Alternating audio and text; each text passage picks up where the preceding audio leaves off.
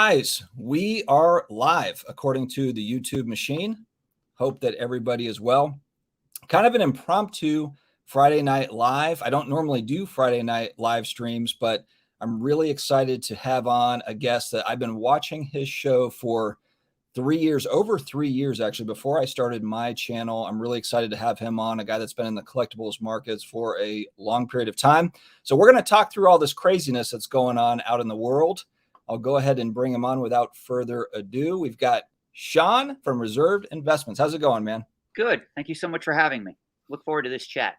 Yeah, this is great. I feel like it's weird because I've watched so many hours of Reserved Investments, and now I'm finally face to face with Shawn. This is kind of wild. It's weird, but yeah, I appreciate you coming on short notice.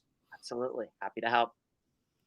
Let's start. So let's get some background first. So why don't you start with kind of how you got into collectibles, and then we'll kind of and I guess the content, how like that led into YouTube, and I know you've done other sorts of content as well. Let's start with just kind of the introduction first.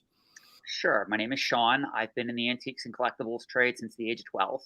I developed a passion for it early on, and I was lucky because I live in Boyertown, Pennsylvania, which is about 45 minutes or so from Adamstown, Pennsylvania.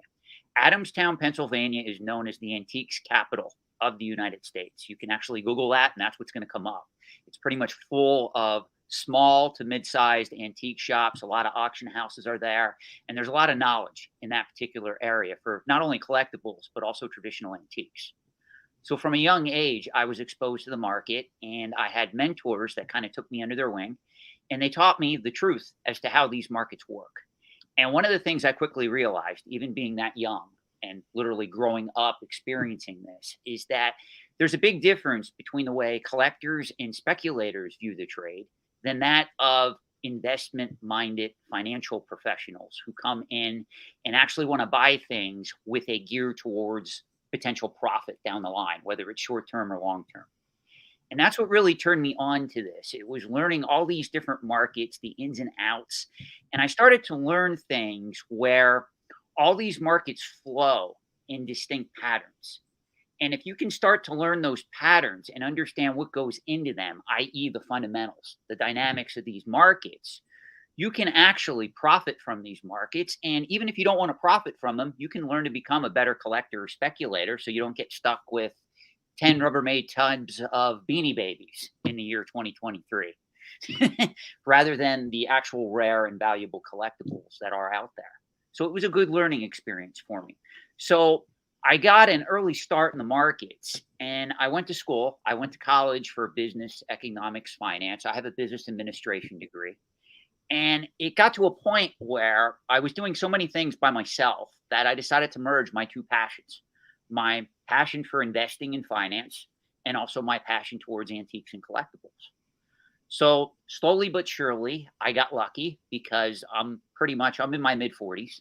So in 1995, when eBay premiered, I was an early seller. I was an early adopter on the platform.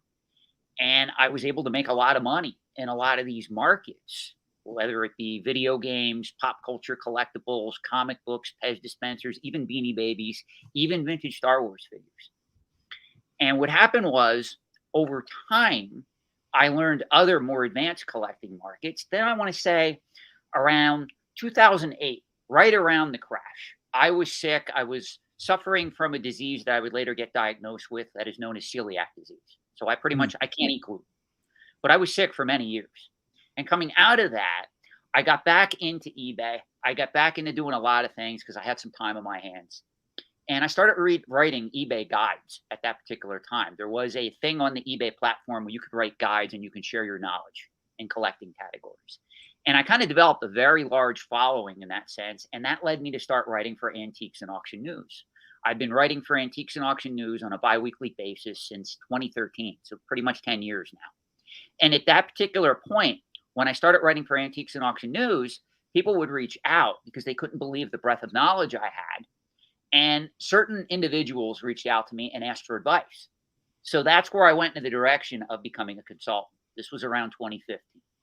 Okay. Around 2015 and 2016, I was also interacting with a lot of high-profile collectors online, other YouTubers at that particular time. And a lot of them told me that I should start a YouTube channel.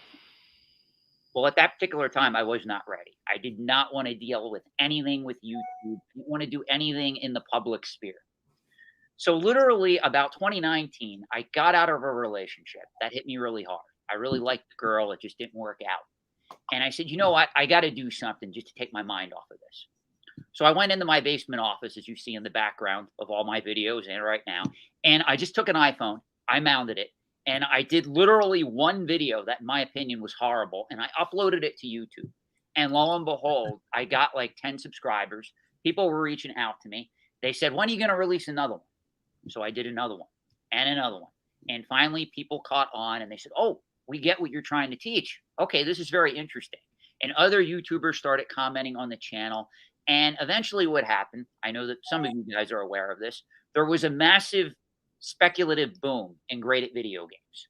And I was front and center because I told everybody, this is a major speculative bubble. Don't get me wrong, video games have organic collectability, but there's a lot of market manipulation, I believe, going on behind the scenes.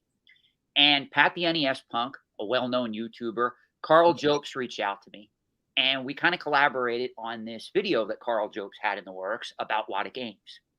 And I knew that video was going to get a lot of views. I did not expect the video to do as well as it did. And apologies to Carl Jopes for that. I just thought it was such a niche market. I didn't think it would get millions upon millions of views. So I was front and center because people were reaching out to me. Who the hell is Reserved Investments? So people looked up my content. They either like the channel or they don't. And it's okay either way. I should state this up front. I am very controversial in a lot of my methods on how I teach this material, simply because I think there's too much dumb money coming into these markets through speculators, through collectors, through wannabe investors that just want to use the excuse, I'm buying this as an investment, when in all actuality, they don't even understand the dynamics of investing in these markets. And that's where I come in to play. I teach the basics and the core fundamentals of investing in these markets that sets up the differences between a collector, speculator, investor, and or dealer. And I pretty much will tell you, I tell the absolute truth on my channel, and a lot of people can't handle it. And that's pretty much where I'm at in 2023. I've been doing the YouTube channel now since June of 2019. I run a consulting business. I write for Antiques and Auction News, and I also have time for a corporate job, believe it or not. So I'm fairly busy because I also speculate and invest in these markets as well. Yeah, you're stretched thin. You are stretched thin. You've got a fan here asking, can you explain the difference between Kimmys, Timmys, and Poindexters? Yes, I get asked this a lot, and I did answer this several times in the beginning of my origins of my channel, but I recognize not everybody has time to watch 406 videos on reserved investments, so I will answer this again. All is what a Timmy is. It's somebody who makes bad decisions because he doesn't know any better.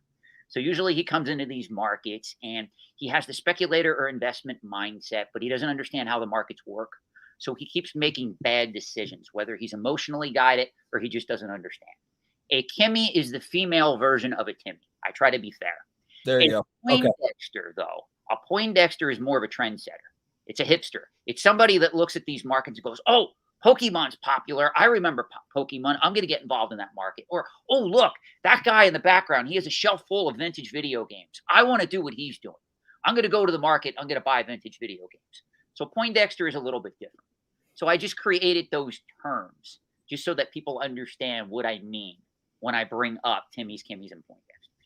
Let's stay on Pokemon for a second, because you were on a live stream here recently with Pokenomics, I believe is the name of the channel. Jake, good guy. I've watched his stuff. I watched the whole 3-hour deal. It was good. Very good. Very good. One thing that kind of struck me, though, I was thinking about it today, is when you look at sports cards, for example, and Mike Petty in the chat is one of these folks, but you know, if you look at the people that are collecting vintage, and not to say that there's not young people that are, but you have an older demographic that, you know, going all the way up from, I mean, you have young people too. You have 20 somethings all the way up to 80, 90 somethings that have vintage baseball cards, vintage sports cards.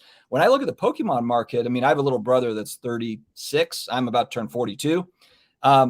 That's him. Like, for me, Pokemon means absolutely nothing. It came like 5 years after me.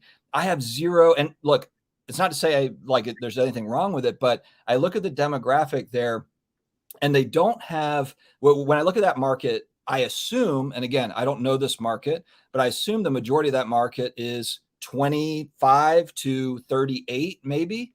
That's where, Logan Paul and kind of like that group. I just don't know outside of maybe King Pokemon. I know is that his name, King Pokemon, the guy kind of like the figure. He's got like a lot of the expensive stuff.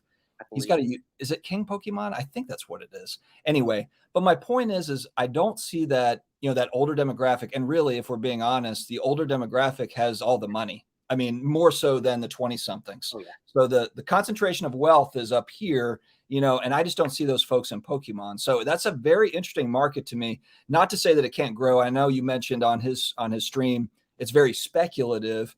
I think though that they think that it's more established. When you think about them, even though, it started in 1999, which I was graduating high school, it's fairly new, but they look at that as more of an established market based on, I guess, IP.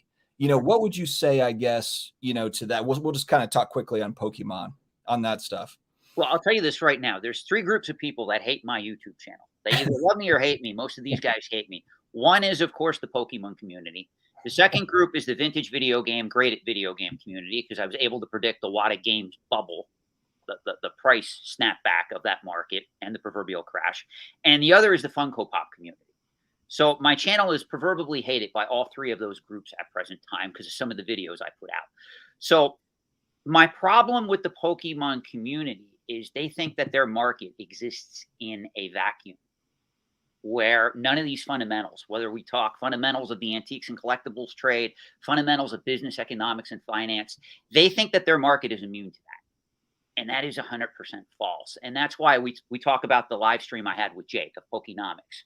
If you go and you watch the chat in real time, you can see literally every time I try to compare that market to another pop culture collecting market, I'm pretty much ridiculed in the chat.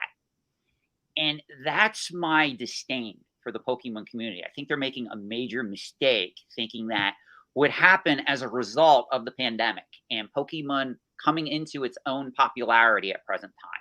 That's going to always continue, and the market is not going to change at all. That market, every collecting market changes as it goes forward. Now, Pokemon is completely speculative. It is not established as of yet. If you don't believe me, let's be realistic here. Pokemon came out in the United States in 1998, 1999. That's a very, very small amount of time in the antiques and collectibles trade when we have certain items, when we talk about mature and sophisticated markets, coins, currency, artwork, historical documents, items of that nature that have been collected in certain cases. If we look at the market just for ancient coins, thousands of years. So you can't really make an argument that Pokemon is an established market because it doesn't really compare to vintage sports cards. Vintage sports cards have been collected longer than 1998, 1999. It doesn't compare to vintage comic books. Vintage comic books have been literally on the scene for almost 100 years, if we want to go back to the Platinum Age, really, in all honesty. But they really came into their own in the 1970s with the advent of the Overstreet comic book price guide. So that's why when you look at the facts, you have to look at Pokemon for what it is. It's a very speculative market that is coming into its own. I do believe at some point it will be established, but the market is also going to transform. It's going to morph before it crosses over. And that's where I think a lot of the hardcore Pokemon collectors don't understand. They're not looking at how markets in the antiques and collectibles trade mature, change, and morph over time. They're just looking at it. This is big. This is popular. Everybody loves it. It's always going to be big and popular. Kids are going to want to own this, and they're going to come into it in droves, and the demographics are there. It's going to be good for the long term. That's a very naive way of looking at a collecting market. Yeah. Is the argument, I guess, against like this time is different? When I think about, the 80s, and you grew up in the 80s too, kind of in that same zone. The 80s, 90s is really when a lot of the pop culture stuff really became heavily commercialized. If we compare back to like the 40s, 50s, 60s, or 70s, like the toys and all the Masters of the Universe and G.I. Joe and all that stuff. Is there an element, I guess is this time different because the next generation is watching Mario Brothers this weekend, the movie, and Pokemon, is this the first time where these kind of pop culture collectibles are going to carry over multiple generations potentially? But I guess that's part of the speculation. That is. It's very much so. And these people don't realize it. Back in the 1970s and early 80s, if you were a Star Wars fan, very few people were going to the market hoarding vintage factory sealed carded figures. You were an oddball if you were doing that back in the early 80s. Yeah. Today, everybody is hoarding this stuff. And you can already see from the comments in the chat, the Pokemon crew is here and they hate me. I tell them, do not understand how these markets work. And I don't mind that I'm upsetting them, because this person even asked, did you buy Evo Skies at $100 a box? Yes, I bought 3 cases. Thank you. Does that answer your question? I do speculate in these markets. I do not invest in them long term. I take the flip and I put it towards things that have a longer track history. I do like certain vintage Pokemon cards for the long term. I do not like any of the modern stuff.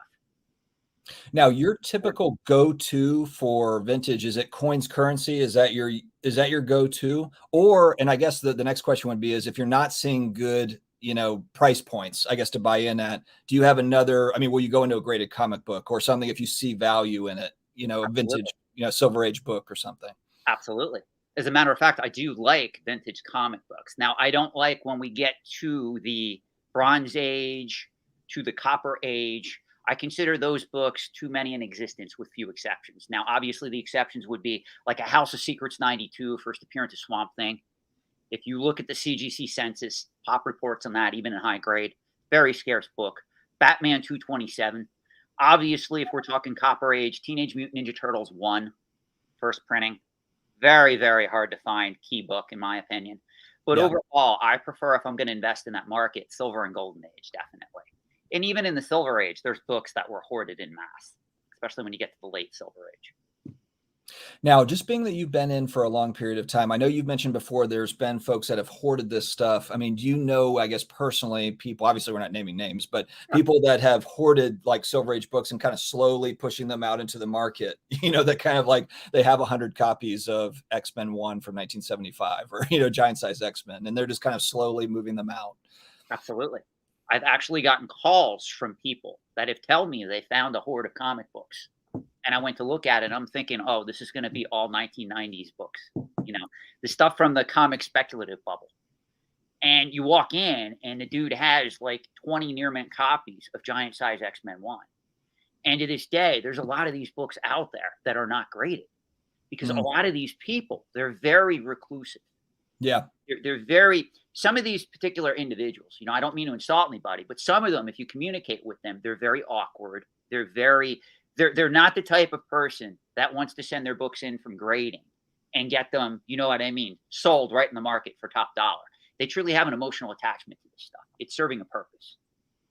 That's one thing that actually concerned me a little bit about sealed video games, because I know for a fact that, I think you had mentioned this, but when you look at the population reports on sealed video games, I noticed from watching some of the other just collector style channels, a lot of folks just aren't grading them. They've got the sealed games, but they're not grading them. Correct. That's happening a lot, actually. And that's basically also fallout from I hate to say this, the controversy with Wada Games. There's a lot of people that reach out to me and they go, Shawn, I really don't want to grade this stuff. And they send me pictures. And the dude's got like every Pokemon game ever made, from the Game Boy all the way up, to the Nintendo Switch, which obviously isn't rare, but let's be realistic. And they're all in near mint condition and they're not getting graded. So nobody knows that this particular individual has them. One of the misconceptions in the trade is if everybody has this and they know it's valuable, they're going to grade it. So the population reports are going to fill up quick. It never works that way.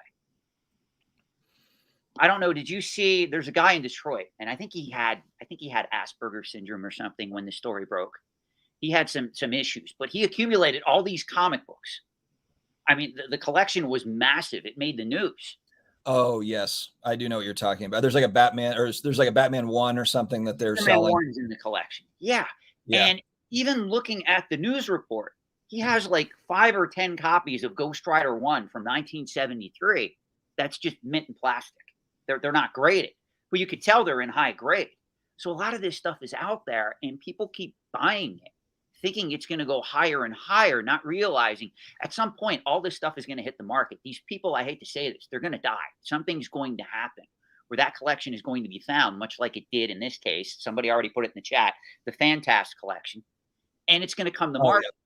And the market has to be able to absorb all that. And this ties back to my point on Pokemon. If you're hoarding all these factory seal booster boxes, at some point, they're going to be known or pulled into the market, and the market has to be able to absorb that. And that's a major problem that we have right now with collectible hoarding and speculation. Yeah, it's something that's helpful with like vintage baseball cards, like Mike is talking about in the chat. You have a lot of collectors of those things. So yes, they do hit the market, but you also have people that are just holding those that really enjoy collecting those. And then, you know, there's an estate sale that finally happens, as you mentioned, people pass away and then it comes back into the market. But it's not a flip game. You know, people aren't buying 51, you know, Bowman Mays rookies to just flip the next week. I mean, some people might be, but not many. And I just want to respond here because somebody's saying best of XY Japanese booster box bought in 2020 for 250, now 2000. My question to you is, why aren't you selling into the market? You should be taking that profit and keeping it moving or investing some of it, just my opinion as a consultant, in financial assets, real estate, and the like. I mean, you guys, this is the big problem with the Pokemon market right now. And I'm going to speak to this very bluntly, and I apologize if this offends anybody, but you guys know me. I'm not one for holding back. I got to say this. There's a lot of young people in this market that are in their 20s, maybe early 30s. And what's happening is, because of the dynamics of the market, where it was overheated during the pandemic, and now everybody's hoarding it, a lot of these people think that they have skill in this market, not realizing that they just got lucky. If you're getting lucky in this market and you can do that over and over again, you should be selling into the market. You shouldn't be trying to troll me on a live stream. You should be taking the profit and either investing it or just doing your own thing and going, that guy's nuts. I'm making all this money over here. Why would it bother you? I don't, that's what I don't understand. Do you guys ever see me troll any other YouTubers?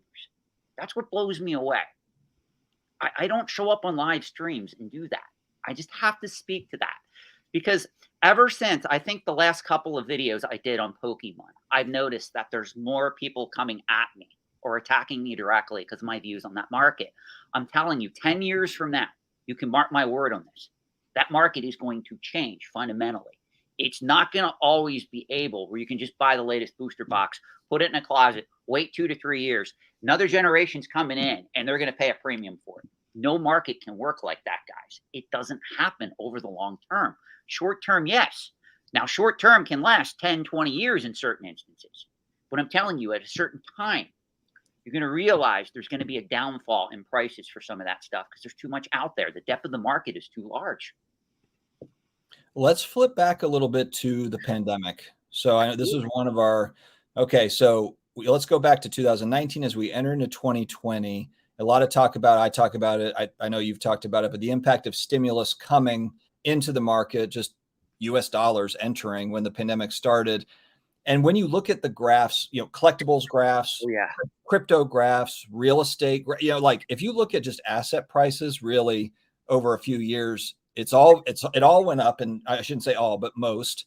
And now, of course, we've had kind of a correction-ish, depending on what we're talking about. How much do you think of it was, you know, fresh money coming in, you know, and boosting these types of markets coming in that way? And then I guess how much of it being, I guess, whales or market makers moving big money around in a low interest rate environment, you know, where they could kind of easily leverage, you know, do you have an opinion? Well, I know you have an opinion, Shawn, but what's your take there? I always have an opinion, right? With that being said, it was actually two different market dynamics at play. The people that got the PPP loans, the business owners, the market makers, the people with money, they went after the truly scarce stuff. Because believe me, I know this, guys, because I'm a consultant. Some of these people worked with me and they said, hey, you know, I got $250,000 from the government that I don't have to pay back. I don't really need. I'm going to put it in collectibles. What do you recommend? And that's really how I kind of got pulled into that dichotomy where I'm seeing all these people that are getting all this free money. And at the very least, they're thinking about where to apply. What happened on the other end of the spectrum, it was the people that got the $1,200 checks from the government that in most cases, not in all, again, I'm not being disrespectful here, but just from what I've seen, They were making stupid decisions where they were going after a lot of this stuff that was already inflated in value. Now, when we talk about Pokemon, guess what? You're still in that market environment to a certain degree at present time. But the people that bought video games or comic books at that particular time, a lot of their particular holdings have dropped significantly. We are talking anywhere from 20 all the way up to 60 to 80%. That's why I did a video on my channel about the Reddit user that claimed that if he would sell into the market his holdings, he would lose something like $69,000. It's insane how much money was sloshing around. And really, you hit the nail right in the head, Dustin, when you said low rate environment, because that's what was happening. Even before the pandemic, you had people, you could get a mortgage for less than 4%. Even if you had good credit, I mean, they would send you a credit card with literally an 8 to 9% interest rate, and they would give you free introductory 0% interest for like 24 months. A lot of that money ended up in the collectibles market. I don't think how many people understand that as we go forward with what the Fed's doing, with interest rates rising at present time, we're not going to see that again for many, many years. It may take 2, it may take 5. If we enter a recession, maybe the Fed start cutting rates. We're not going to see it, though, for the next 2 years. I can tell you that right now. So you have to keep that in mind when you're investing in these markets. If you can get 5, 6% in a money market fund or a CD, are you really going to take the risk on a $10,000 comic book in an uncertain economic period of time? If you're an investor, it would have to be sold at an attractive price for you to do that. Let's be realistic. And that's the way an investor thinks. Now, a collector that just wants to own it, they'll go to the market and they'll pay the going price because they want to own it. An investor thinks different, because you got to look at the macroeconomic environment you're operating in. And there's a lot of people that don't do that. Now, how about, I guess, okay, well, actually, let's go back in time a little bit. So I know, and I think I saw this on your channel, where was it Oprah Winfrey that got into antique furniture? This is going back like 20 years or something. She bought into like a specific brand, and it popped up the price of this particular brand. It was already a popular brand, and I can't remember what it was, but it was, the thing that was interesting to me is this was pre-internet day. This was like I think this might have been like mid 90s or early 90s or something like that. But now I just feel like when you look at, a Logan Paul or, someone that's really got a massive social media following, there's an interesting dynamic there that did not exist if we go back, 20 years or 25 years for, moving these markets as a market maker or whatever, how much of that do you think happened over the last few years? Or is it more of kind of the stimulus piece is probably more to do with it than actual market maker folks? Correct. It was the stimulus. But I do want to talk about what you said about Oprah Winfrey. Oprah Winfrey did go after shaker pieces. Shaker. Yeah. You guys can look that up. I'm not going to give you a history lesson on that because I'll put you all to sleep. Trust me. You don't want me to give you a history lesson on shaker pieces. But they are a very popular niche category of the market for kind of antique furniture and items of that nature. And what Oprah Winfrey did was she just had a fondness for it, and she started collecting them. People got wind. And because prices were moving, because Oprah was going after the top tier of the market, the top 1 to 5%, what was happening was people thought there was massive interest in this market, and they all followed suit.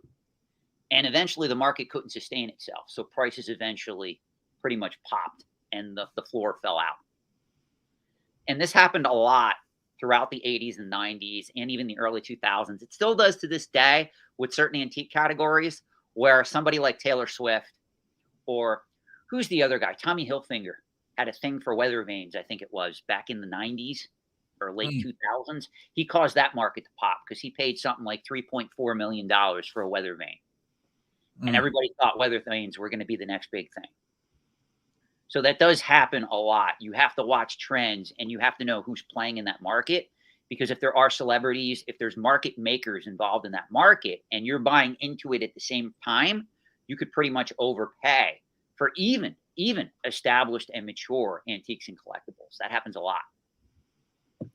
What's your take here? Most is from Marvelous Cards. Most collectibles in general go up due to inflation alone, some more than others, of course, based on scarcity and popularity. So I guess, yeah, the kind of the larger point here or question, I guess, is money supply and how that, like, does that have more to do, or I guess, is it just inflation, money supply, or, how much does scarcity, popularity, win out, I guess? That's kind of a tricky one. It's probably case by case, I would suppose. It's case by case because it depends on who's buying. Like me, I go after more absolute rarity than condition rarity.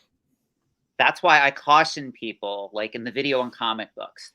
A lot of people like to go after like giant size X-Men 1, Amazing Spider-Man 129, Amazing Spider-Man 300. They're all keys. I don't deny that. But you got to understand those books are not rare, even in high grade. There's 219 copies of Giant Size X-Men 1 in 9.8 condition. If you're looking for something truly rare and scarce to own, that is not a book to buy for those reasons. If you want to own it and you feel that, well, that book is a major key that has a lot of demand, then by all means buy it. I'm not saying the price is going to go to zero. I'm not saying you can't make money on it depending on the price you buy in at. But overall, that would not be a book for me. It's too common in the marketplace. I could call up any comic dealer tomorrow, any of the top tier dealers, Greg Reese, Bob Storms. I could go on the CGC forums and say, hey, I'm looking for a giant size X-Men 1 in 9.8 condition. Guarantee you in a month or two, one would come up for purchase. I had the cash. I'm glad you brought this up because now it's even more complicated. I feel like in collectibles. Sorry, guys, if you hear my dog barking. My teenage son is walking in the door. He'll stop in a second. All right, we'll get through it. Okay, there we go. All right, perfect. So nowadays, and actually, you've made comments about Funko Pops. So Funko Pops would be an example of something that's mass produced. But now we have the added complication with, absolute scarcity versus condition scarcity rarity. Now it's, there's autographed versions now, and there's third-party grading, attached to these as well. So not only do you have, I guess, how do you operate in a market where now we're in the age of mass produced scarcity. We have been in a while. That's not a brand new thing. We've been in this world for a while, but now the differentiators are autographs, especially on the sports card side, when we're talking about autographs or game use patches, or, it's a different parallel. And then you add in condition rarity. And so that's all factored into the equation. It makes it very complicated, but you made it kind of so you compared Funko Pops to Beanie Babies, and Mike Petty says the same thing here. Yep. Oh, your internet froze. Hold on. Uh-oh.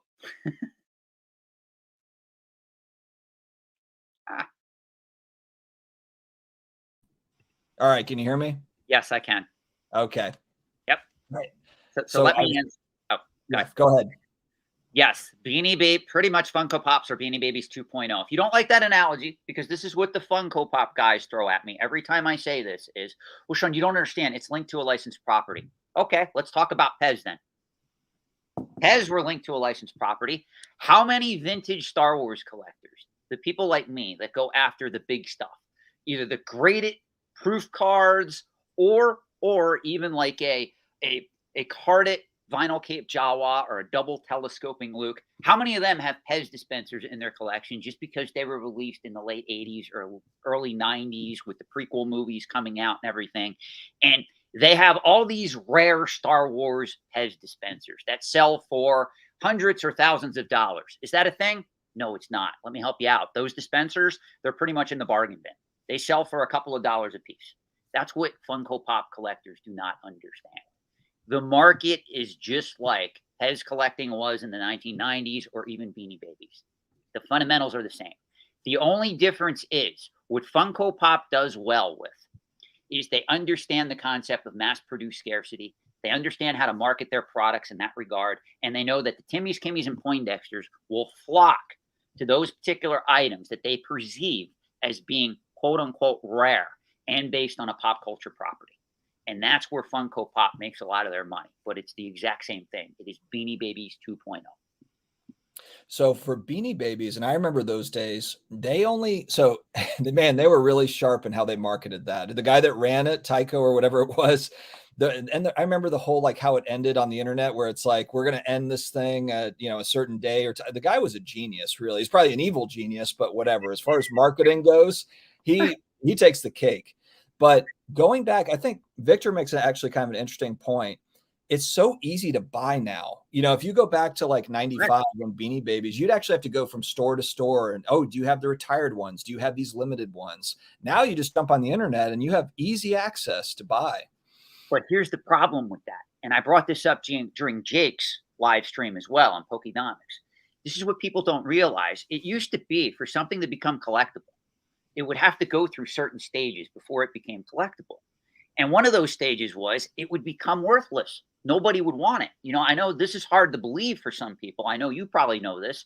Back when Star Wars figures came out, even G.I. Joe, even Masters of the Universe, Transformers, a lot of that stuff towards the end of their lifespan, they ended up in the bargain bin. And a lot of people didn't go digging in the bargain bin thinking this stuff's going to be worth a lot of money someday. I'm going to put this away. It was the oddballs who did that, or the people that just had a passion for it. They couldn't buy it at regular retail prices. They wanted to own it. So they said, oh, I'm getting a discount. I'll buy it at this price. I'll take it home. And maybe I'll keep one or two of them sealed just because I love it. But what happened is, after those items got dumped by the manufacturers and the retailers, it would take literally 5, 10 years. Then nostalgia would creep in. Then somebody like me would come along and go, you know, as a kid, I had vintage Star Wars figures. I wonder what happened to that stuff. I wonder how many were made. So when the internet was in its infancy, we all got together and we're like, well, gee, is there any information on this stuff? It was really exciting because we were now bitten by the nostalgia bug. And it took many, many years for that stuff to start climbing back up on the secondary market due to demand. Today's collectors, they don't want to wait. The Nintendo 3DS, I talk about this often. The Nintendo 3DS was discontinued literally less than 3 years ago from this date. Go on eBay and look at what the prices are for some of these games and systems. That's why I have some in the background of this video and on my channel. It's insane what I'm getting paid for, like, factory sealed Nintendo 3DS stuff, even stuff that's complete in box, mint in box, used. People are paying a fortune for some of this stuff. And you sit there and you got to think, why is this a thing?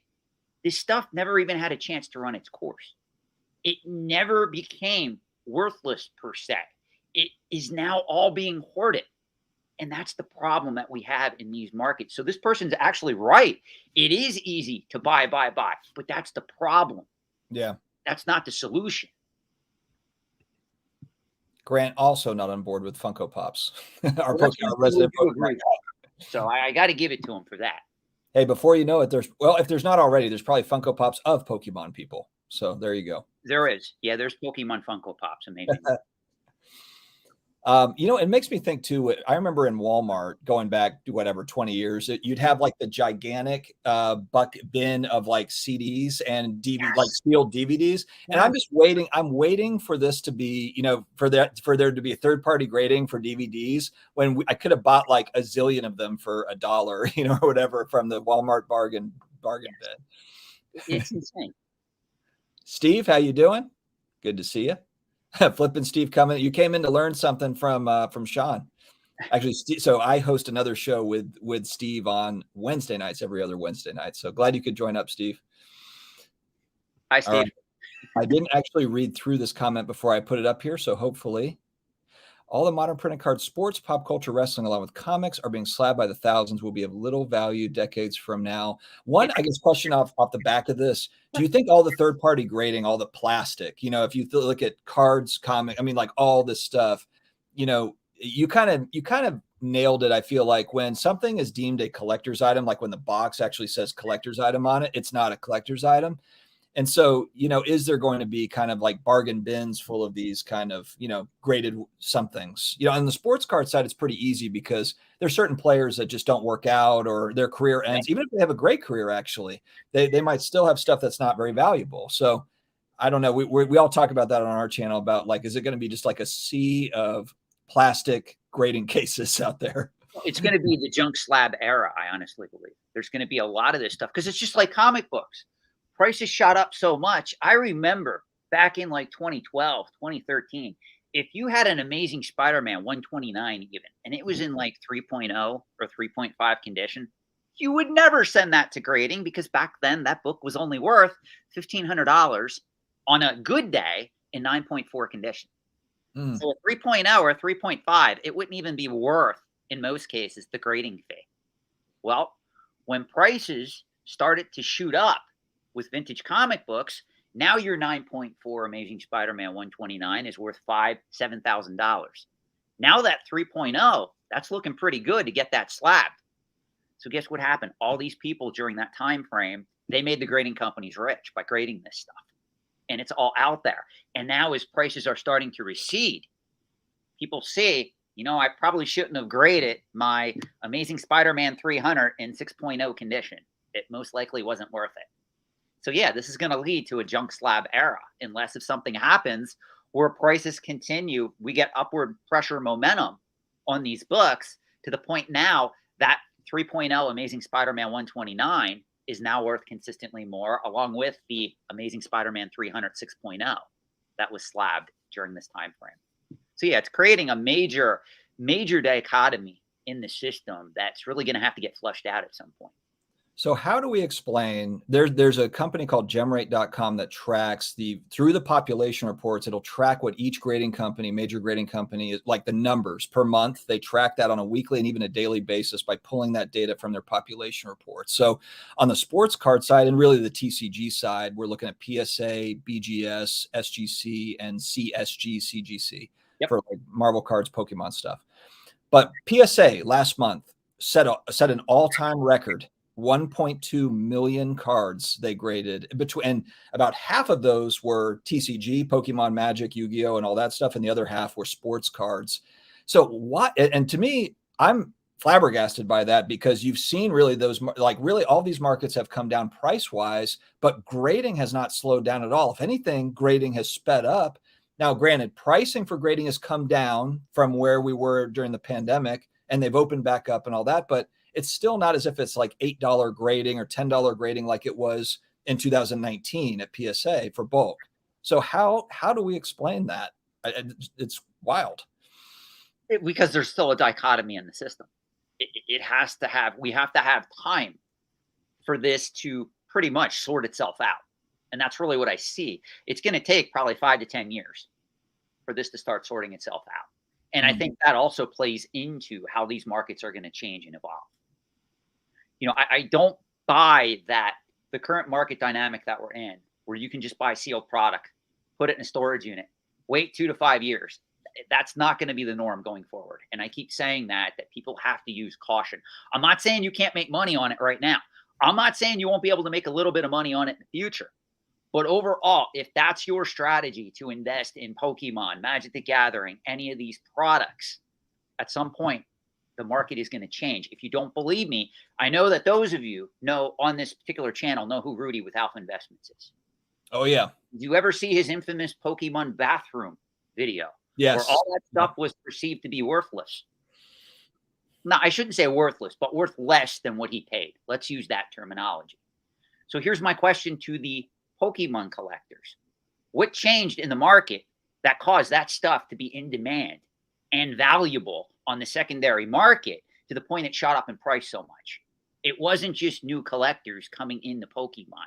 It was the pandemic combined with market mania, meaning a lot of the news agencies. I did just a reactionary video on my particular channel recently to Entrepreneur Magazine coming in with this article as to why you should invest in Pokemon cards in 2020, 2021, no less. So a lot of the mainstream media companies like Alphabet Soup, CNN, CNBC, MSN, all these companies were coming in talking about the value of Pokemon cards and their potential as an investment. So a lot of those speculators entered the market. And that's why you have all of these products being bought up and kept factory sealed and hoarded right now. That's really what is contributing to this market dynamic that we see ourselves in. That is unsustainable over the long term. And if you talk to anybody who has been in the antiques and collectibles trade as long as I have, or people longer like Harry Rinker, who unfortunately is retired, he's in his 80s, full disclosure. But if you talk to people like him, they'll tell you the same thing. It is completely unsustainable. Even auctioneers know this. People that operate in these markets, that own these grading companies, they know this as well. They're just not going to tell you that because they profit off of it. Now, Charles brings up digital. We're going to digital, which I mean, hard to argue that really. I mean, we've kind of moved into more of a digital age. What's your take on digital collectibles? And, I guess, is it inevitable at some point? Not to say that like physical goods, physical stuff is useless and worth nothing, because I think a lot of the stuff will be. But what's your take on NFTs? Is somewhat of a dirty word nowadays because of the rise and fall, but let's just talk through, into the future a little bit, where an NFT maybe is not looked at the same way it is now. Do you have a take on the digital collectibles side of things? I honestly don't like it. Full disclosure. I know it's going to be the future. We are going in that direction. Really, the creme de la creme of NFT collecting was when Beeple sold his artwork for $69 million. That was insane when that occurred. Yep. So I will say that was probably at the peak of that concept coming into fruition. But we're still not there yet, as I know a lot of manufacturers want to go this route because they don't have to manufacture a product. Let's be realistic. I mean, if we look, even Magic the Gathering, Pokemon, even Lego is looking at the NFT market right now. And Funko is already involved in it. Let's be realistic here, because of course they're going to capitalize on whatever they can to make money, because that's what they do. I don't blame them in that sense. But overall, I honestly think that caution needs to be adhered if you're going to invest in NFTs at present time. I don't like them personally. I think if it ever does take hold, it's going to actually increase demand for physical products in that sense. Mike says they're not recyclable. They're going to fill up the landfills like diaper waste. So really, we should be buying stock in, I guess, recycling companies or trash companies or whatever. I like Mike. Yeah, Mike is a long time card collector. He got all the stuff before it ever went to the moon, so to speak. Ah. All right, let's go back to all right.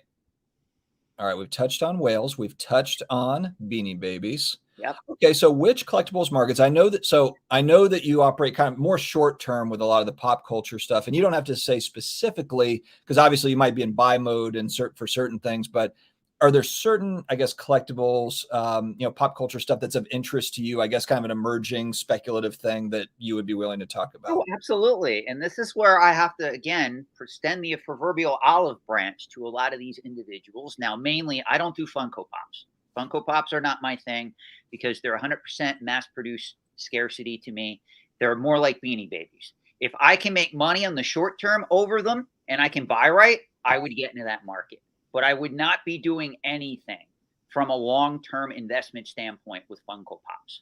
So with that being said, this is probably going to surprise a lot of you guys, but I do like the market for Pokemon, even though the dynamics are going to change. Now, I like more of the vintage stuff for the long term, but I will tell you, over time, what's going to happen with the Pokemon market is, if this does become an established market, if this catches on with more demographics, and I think it will because Pokemon's huge, what we're going to be able to do is we're going to be able to look back and we're going to be able to see, much like comic books, oh, this was the golden age of Pokemon. This was silver. This was bronze. This was copper. This is the current modern age. It's going to go along that same spectrum. And I think that's good. But I warn Pokemon collectors, you got to understand there is no collecting market where the modern era stuff is worth more on average than the vintage stuff. Now, you can argue, well, if Pokemon catches on and I'm collecting this stuff right now in 2023, how do we know in 20 years I may be collecting in the Bronze Age of Pokemon? We don't know how this is all going to end up, but the market dynamic is going to change. So I am excited for that market, believe it or not, because I want to see what happens, just like a lot of the Pokemon collectors. I'm also excited for the market for vintage video games and also Lego. I love both those markets as well.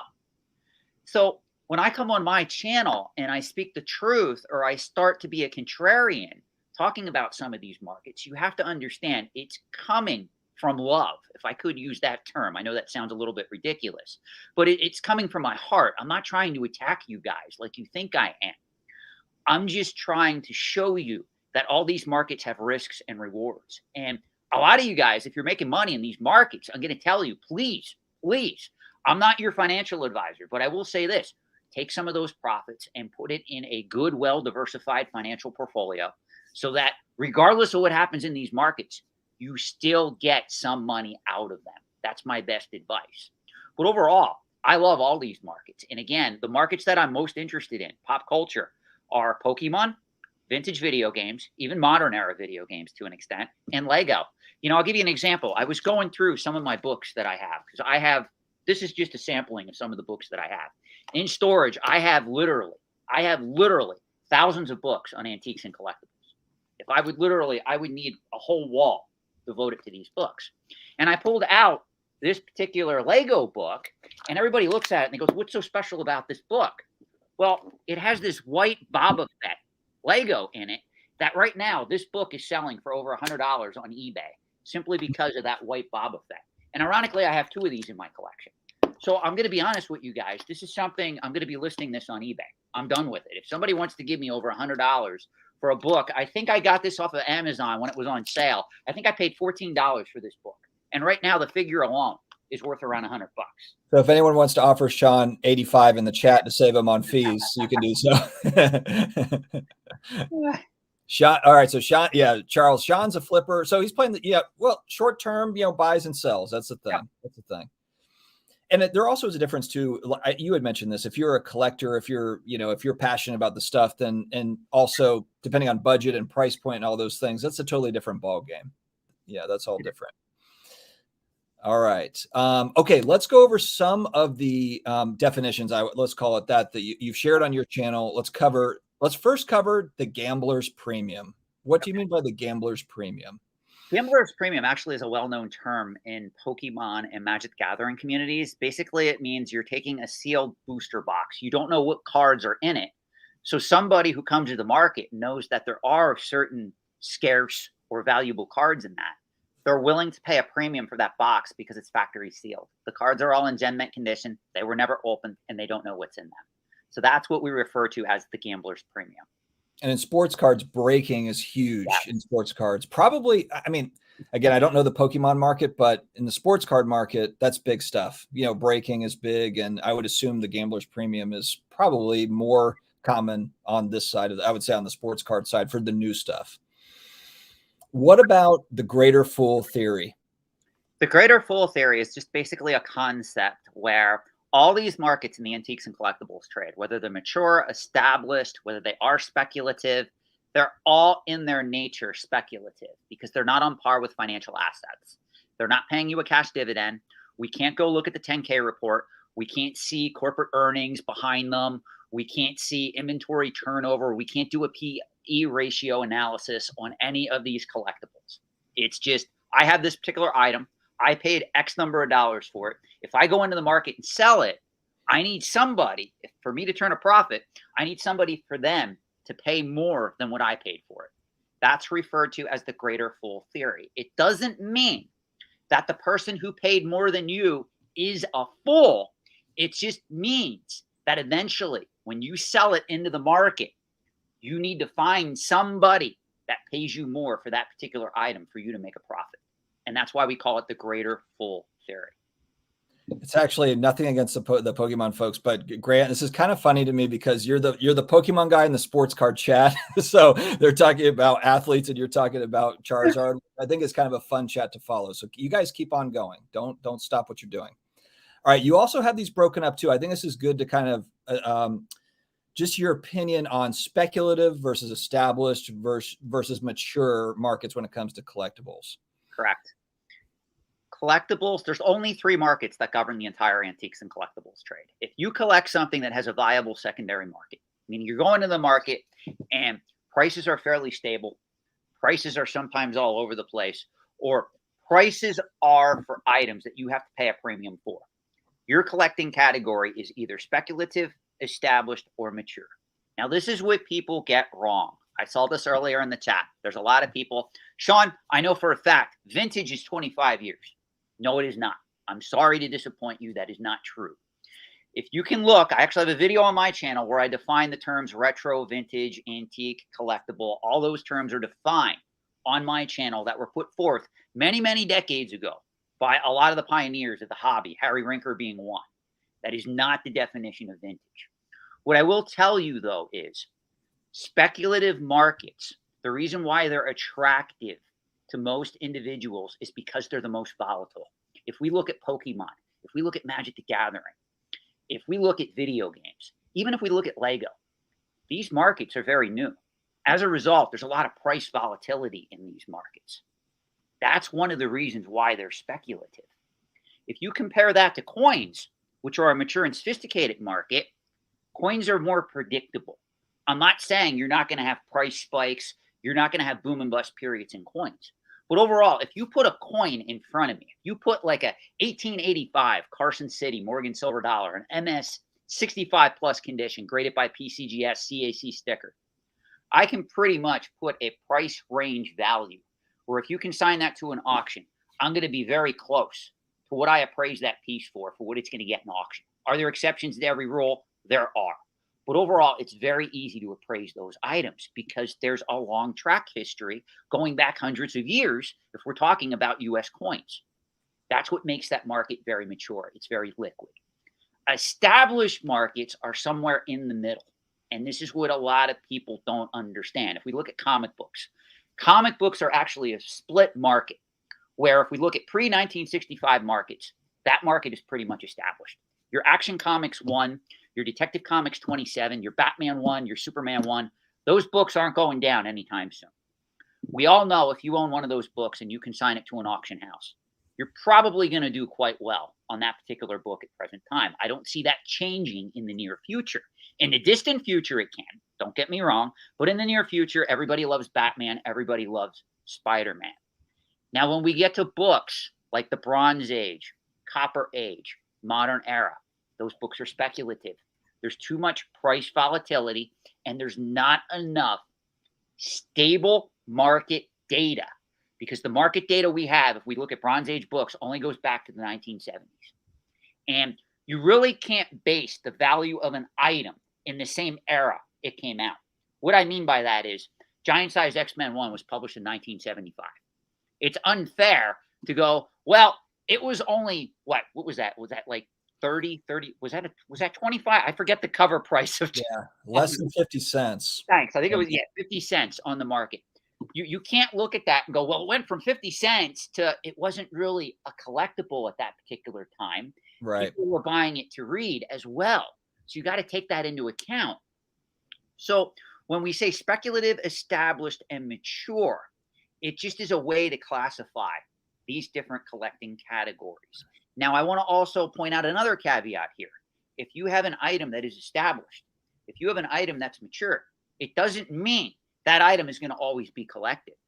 There are categories, both on the pop culture side and also the antique side, traditional antiques that have gone out of flavor and nobody collects them anymore. And we have a term for that in the trade, believe it or not. We actually call it a curiosity. A curiosity is an item that doesn't really have a stable following, but it's more of a niche market. So if you ever watched, you guys remember, I think it premiered on the Sci-Fi Channel, Oddities was a show where people collected some of these weird macabre items from the Victorian era, most specifically, that were related to like death or medical oddities, items of that nature, prosthetic limbs. There are people that collect that stuff.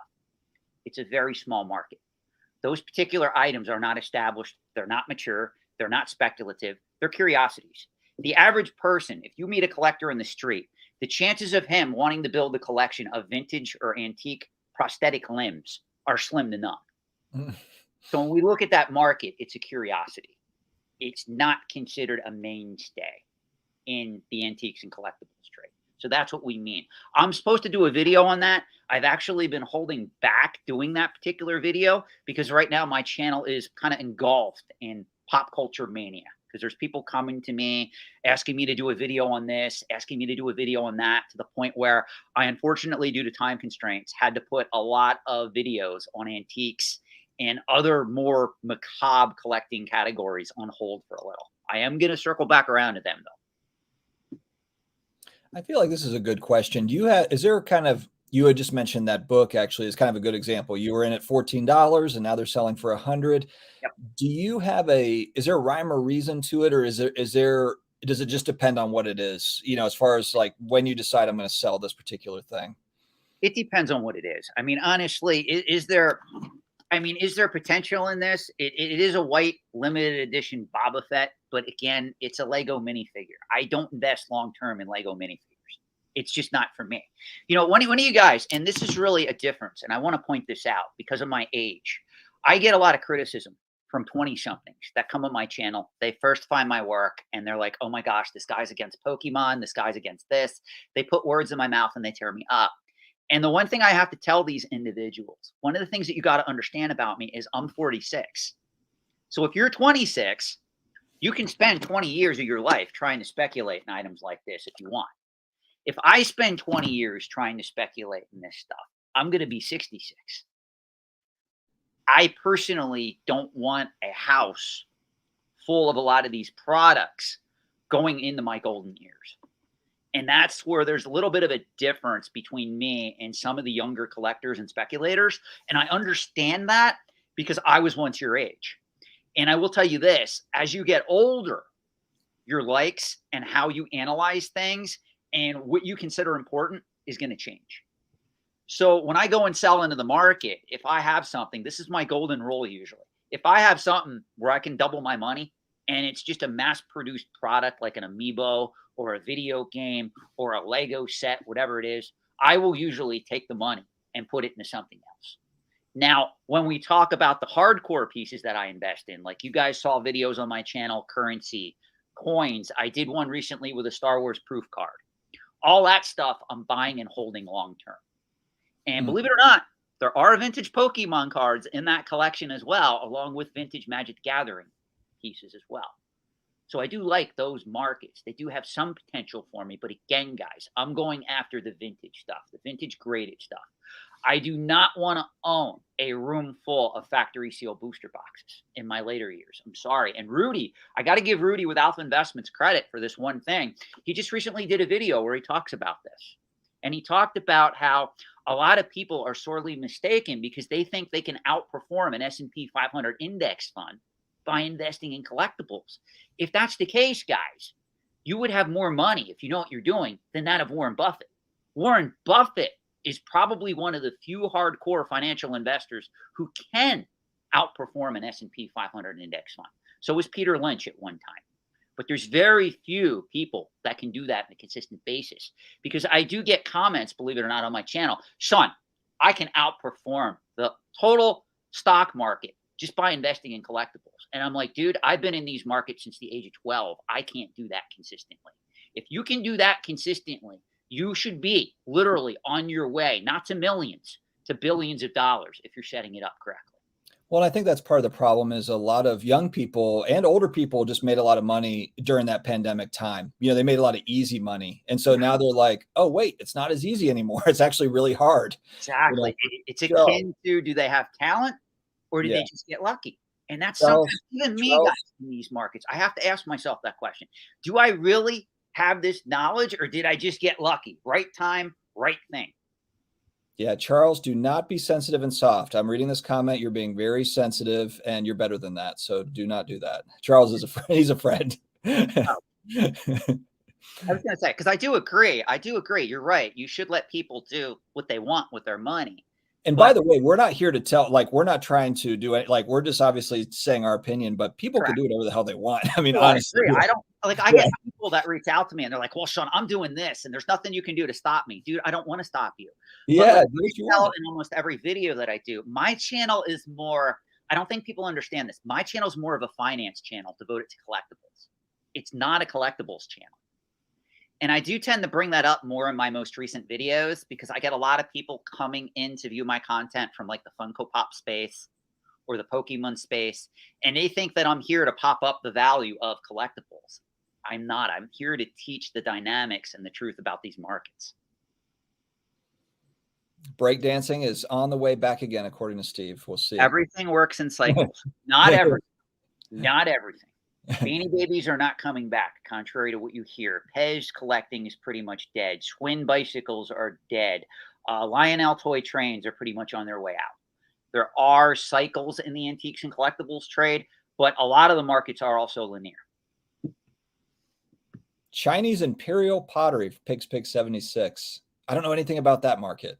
That's an interesting market. The market for Chinese antiques, really valuable, rare Chinese antiques, is coming into its own, especially given the fact that you have a group of very wealthy individuals. Is that Ming Dynasty, or am I getting that wrong? Or is Ming Dynasty Japanese? No, Ming Dynasty is China. Okay. Ming Dynasty is China. But what's happening over in China, due to the success of their economy, you have a lot of people that are making a lot of money at a young age. And what they're doing is, and I think this is great, they're going back and they're wanting to buy the antiques and artifacts of their previous ancestors. And it's creating a very big opportunity in that market if you have those items. I will say that. I actually work with 2 collectors in China. I'm not going to state names, but they're very well-to-do. They made a lot of money, and they asked me to help them get involved in that market. And I've been giving them my advice on that market. So if you can afford to play in that market, yes, there's a lot of potential there. Literally everything becomes vintage over time. It all depends on what becomes the most collectible. Well, and so here's the other problem too. I think when you're looking at IPs is you don't necessarily know which thing. I know that trading cards are very popular, but trading cards could also be competing with all sorts of different style of collectibles within an IP. If you're looking at Marvel or Pokemon, or, that could be, there could be something right now that's like a Pokemon collectible, but it's just not on anyone's radar. And then in 30 years, that's a thing. I'm sure there will be something like that. I got to give a shout out quick to Grant. Grant Kearney brought up Depeche Mode. Now he's speaking about Kraftwerk. I like both those groups. So you have good taste in music. Charles is creating a channel called Reserved Vegas. He's doing videos about why people should not come to Vegas and gamble. Thank you, Charles. There you go. On a funny note, I was actually thinking of starting a channel called Reversed Investments. As a parody?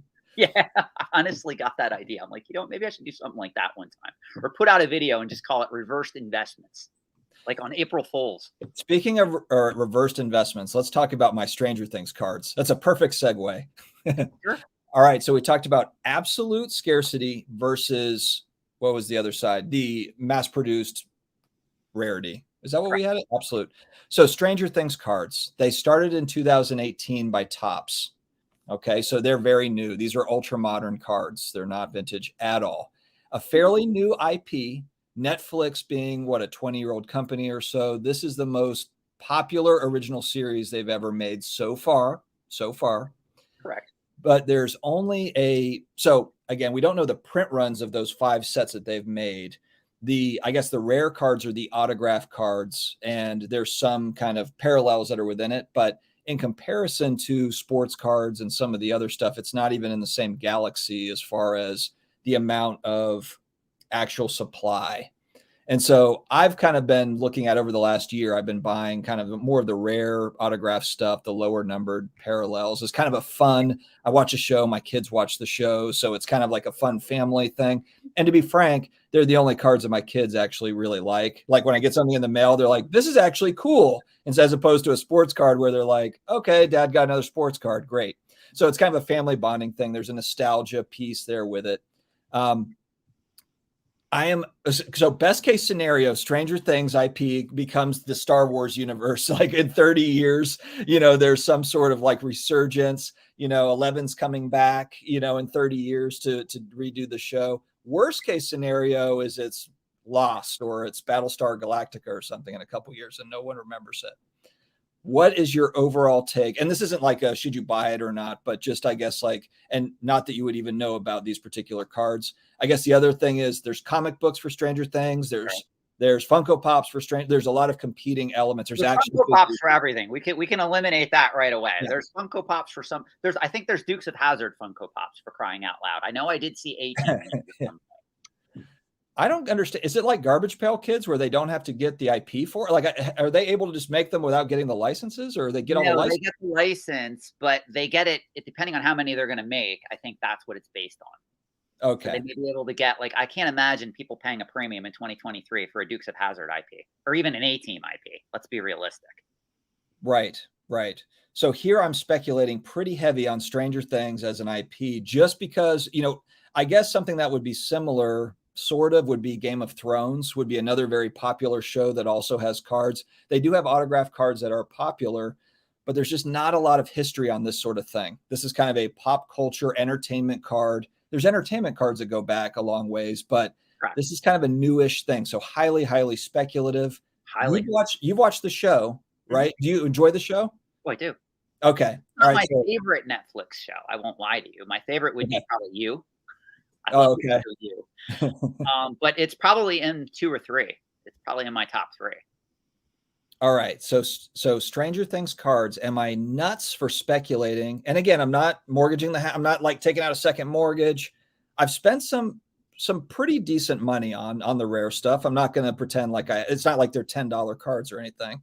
But am I nuts for buying some with the thought of season 5 coming up? They're so Netflix and Topps are going to be making more. They're going to be making more. So there's going to be, I guess, not lots more supply, but there's still going to be more sets coming out, which could generate some excitement. I guess my thought is probably selling off maybe like 15-20% of what I've got in the hopes of recovering some cost basis, for like the whole thing. It's kind of like if you can sell to pay for the collection, then great. You've won. All right. Thought Which overall, I know I just threw a lot at you. No, no worries. I honestly think it's a very niche market and it's highly risky and speculative. Would I be doing it? No. No, I just I don't it's very interesting the cycle that we're in with a lot of these pop culture properties. Like when we talk Yeah. Stranger Things, when we talk like when we were growing up, because you're roughly my age. You said that you were what, 42? About to turn 42. Yep. I'm 46. So literally 4-year difference. So I'm sure that you remember coming home from school watching either potentially Transformers, G.I. Joe, Oh yeah. Masters of the Universe, or even possibly Teenage Mutant Ninja Turtles. Oh yeah. That was a big thing. Every kid watched that particular show. And pretty much there really isn't anything today that we can really compare that to on television wise, because you got to remember Netflix is a streaming platform. So I don't see Stranger Things at this point in time becoming that big simply because the fact that Netflix doesn't get money from syndication. That's one of the big problems that you have. Netflix doesn't go into creating these shows with the idea of, well, when we discontinue this, it can run on another network and we'll get some of that revenue. Right. That's a major issue that you have in the year 2023, where all we have is these streaming platforms competing for dominance. Do I think Stranger Things has some positive things about it? Do I think they can always go back and revisit that universe? Maybe a director comes along and they do a full-length motion picture and it catches on? Yes. But even if that were to happen, that would be a far stretch for those individuals to go, well, let me buy these cards now. Right. Yeah, because it's a totally different thing for Yes. something to be popular and then people be into the cards. We've seen that on the sports side too. It's like you have this athlete that has 100 million Instagram followers, but they obviously like there's not 100 million people buying the cards for that athlete. So yeah, you're right. I mean, there is a totally different, those markets are very different. Correct.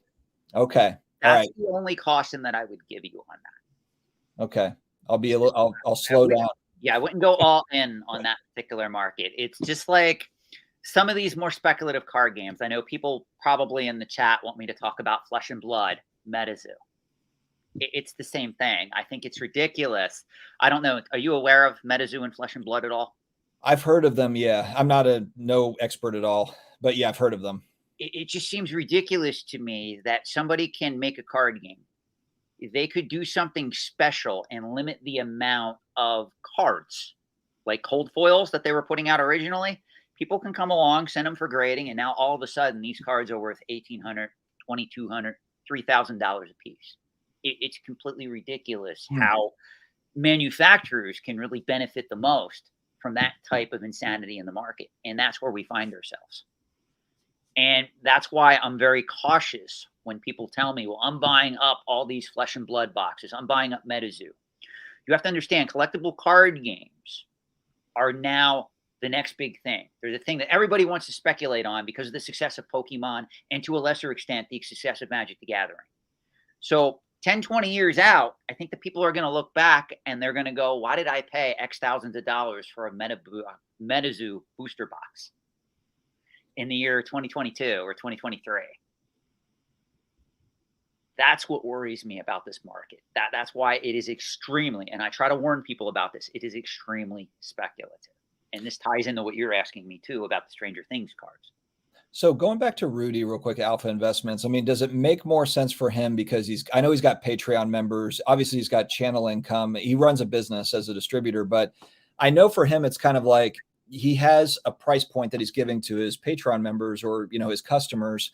And then is he just kind of rolling profits back into the product? So he's kind of, it's almost, I don't want to say it's like free product, but basically it's kind of like he's getting like bigger discounts because of the amount he's buying. So he's always getting it at a good price point. Correct. And he's getting it wholesale too. You're right. Yeah. I don't think realize that he's getting it wholesale. And this is why, like, when I have a talk with the Pokemon collectors, if you look right now, is Magic the Gathering factory sealed box collecting a thing? That's not very profitable right now. Why do you think that is, guys? It's not only because of the direction that Hasbro choose to go with that particular card game, with the disastrous launch of Magic 30. It's not the fact that they have commander decks, they have Jumpstart, they have draft booster boxes, they have collector booster boxes. It's also due to the fact that everybody was hoarding those particular products over the last few years. So if you're going into the market looking for a box, a factory sealed box of War of the Spark, everybody on eBay has a box for sale. So you would literally have to wait for the depth of the market to soften. And that's what's happening in a lot of these markets. And a lot of you guys in the Pokemon sphere, I know you don't want to listen to me. That's potentially going to happen to your beloved collecting category at some point. It's going to get oversaturated. Now, it's not going to be bad because I will say this. I want to give the Pokemon company credit here. Even with the uptick in printing of cards for their particular product at present time, the market is still absorbing those extra cards that are being placed into the market. And they're not doing, at present time at least, anything stupid with serialized cards, with different types of booster boxes. Pokemon, to be fair, has always had the bundle box, the Elite Trainer boxes and stuff like that. But they're not doing anything ridiculous where they're coming out with a collector's edition of their own set, like a Battle Styles collector's box that sells for $200 a box. They're not doing anything like that. So I do give them credit for how they're handling it. But overall, again, the market dynamics are going to change. People are going to tire on a lot of these products. Right now, I bring this up in every live stream that I do. So I got to tell you this. Right now, there is somebody or some company that is toying with something, whether it's a toy, a video game, a byproduct of a video game, a collectible card game, whatever it is. They're toying with a product that is going to become the next big thing. And when it hits the market, it's going to be huge. And what people don't realize is everybody has a budget which they operate from.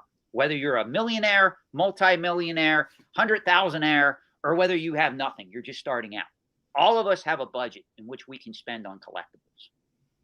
When that particular thing or IP or new product hits, it's going to cannibalize and take money from a lot of these other products that people are putting their money into. And this is the state of the antiques and collectibles trade. This is how the collectibles trade operates pretty much for the last 20, 30 years. A new IP comes out, everybody dumps the old one, they flock to the new one. That's how these markets work. So that's what I always warn people, that one of the worst mindsets you can have being an investor, especially on the collectible side of the trade, is that this is the way it's always going to be because this is the way it is. And Shawn, you don't understand. I can go back and I can chart all these booster box prices and they're all going up in value. So you assume this is a stable investment. The antiques and collectibles trade operates on change. That is the name of the game. So somewhere right now, as I speak, there is a company, there's a person that's going to create the next big thing that is going to blow the door wide open and create havoc in these pop culture markets going forward. It always happens. Star Wars did that back in the 1970s. When Star Wars came on the scene, even George Lucas didn't realize what he created. If you go and listen to some of his earlier interviews, he was like, how did this thing become a success? It wasn't supposed to. He thought it was going to flop. That's how pop culture markets work. That's why they're inherently risky. So I'm sorry if I went off on a tangent there. I know you did have some other questions that I didn't get to, but I just had to say that because it's very important when we look back on these markets, how the perception changes. Now, I know as part of your consulting, you had mentioned that there's folks that come to you with collections that they need to sell, or, you know, how have you, just given the price corrections that we've seen over the last 12 months, 18 months, how has that been for you? Because I've been watching all the way back to 2019, 2020. I assume that there's been an uptick of that over the last 12 months, I would guess. There is. Some of it leads to very difficult conversations. And this is where, unfortunately, I get told by a lot of people, well, the antiques and collectibles trade is a scam. It's not a scam. You have to buy level-headed. You have to think like an investor if you're trying to park money in these markets rather than a collector or a speculator.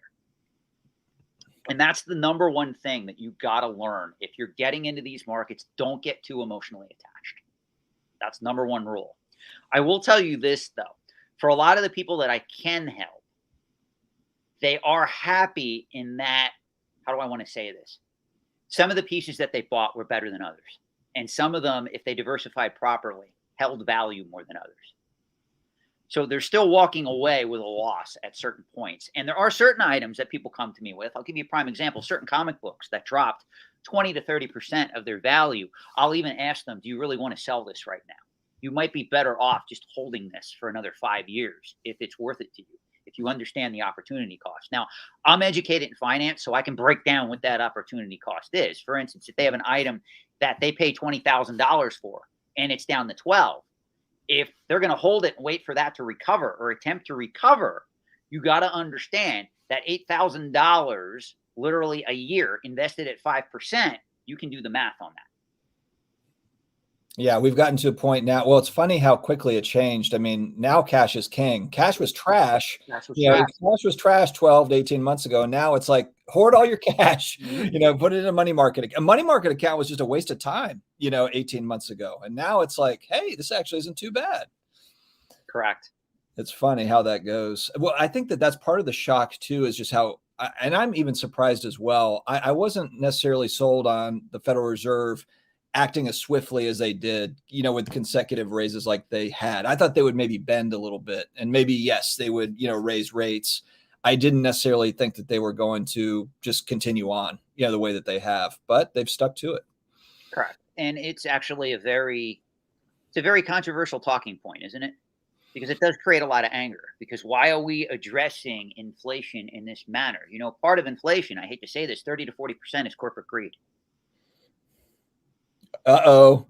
Yeah, I know. I'm not going to go political, but I'm just saying nobody wants to address that. So instead, we keep raising rates. And what's going to happen in the overall economy? There's going to be layoffs. There's going to be job cuts. And we're taking away workers' power to negotiate higher salaries and wages for themselves, because that's who is going to get hurt by this.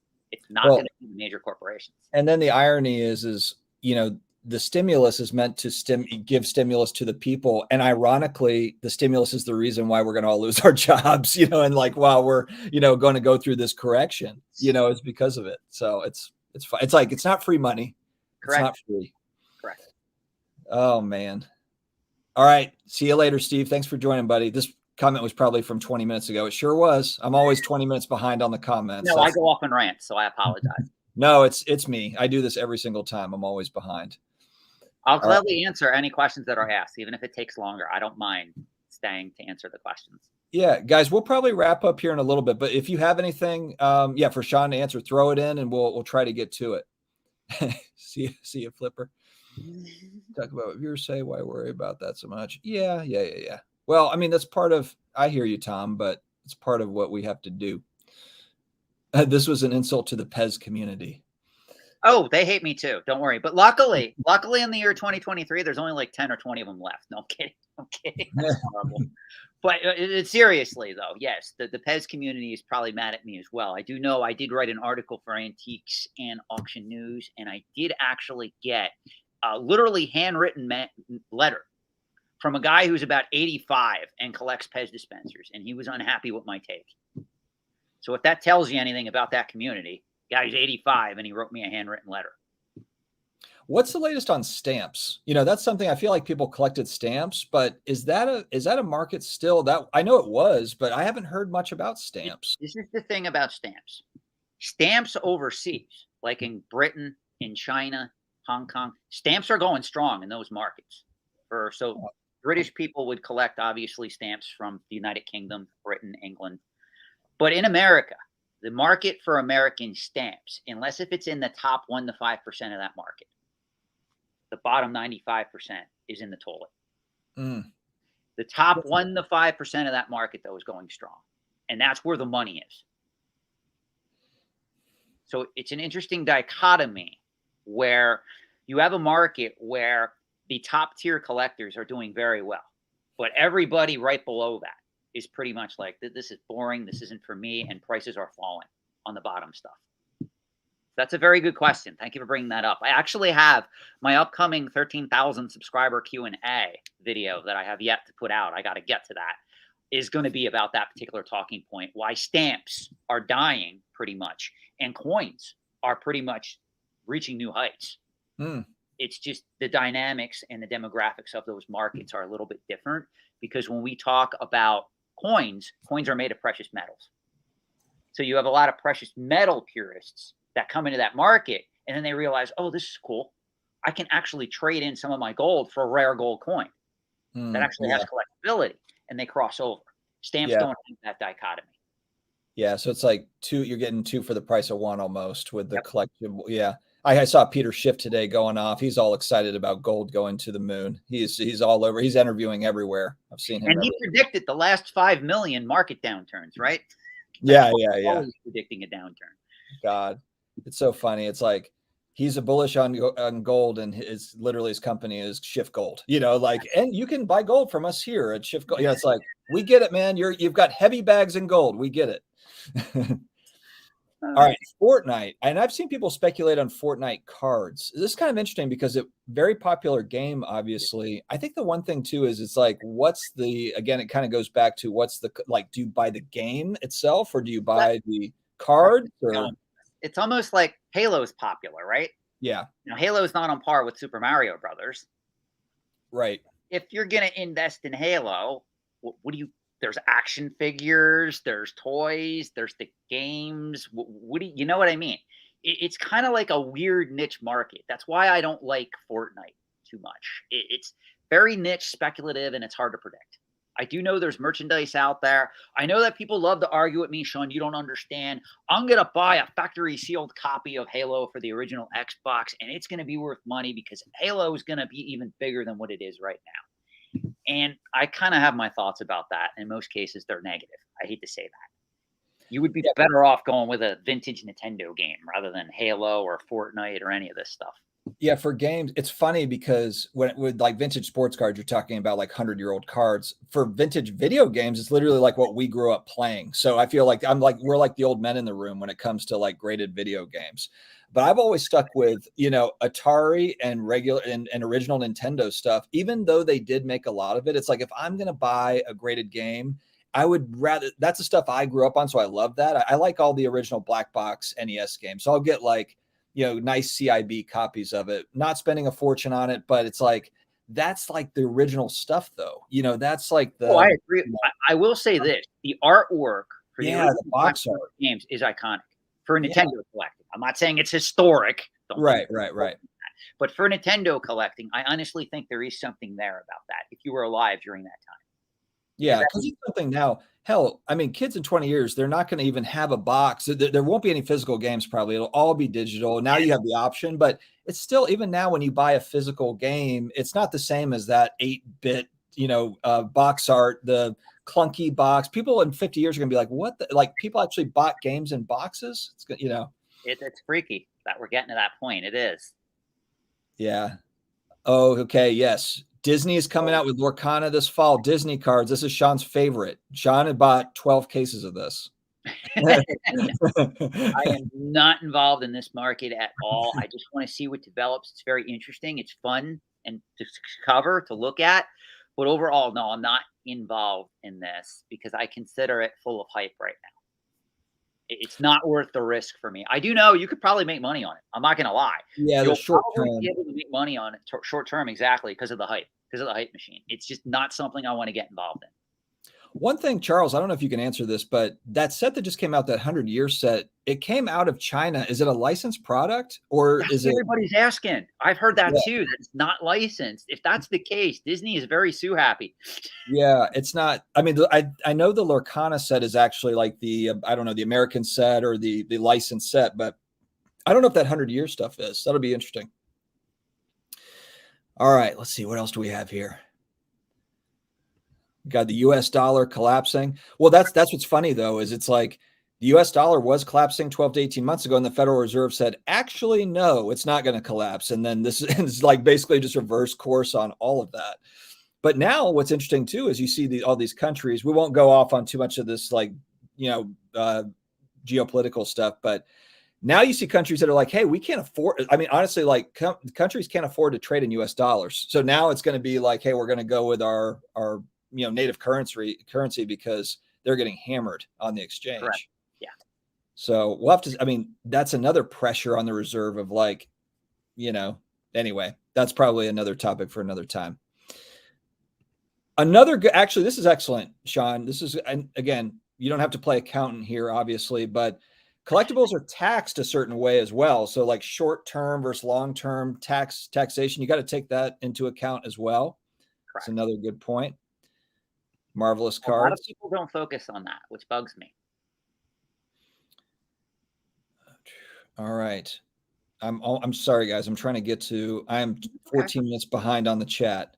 It's okay. I'll be here. It's okay. Grant, yeah, thanks for hanging around. Hey, you fired some shots. We fired back, and you're still around. I think that's good. And Grant, you have good music taste. I told you that before.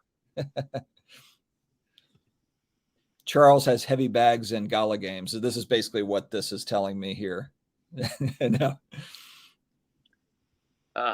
Crypto is going to be an interesting thing. Crypto is going to be full disclosure, I'm not a fan. You know that about me if you watch. Yeah.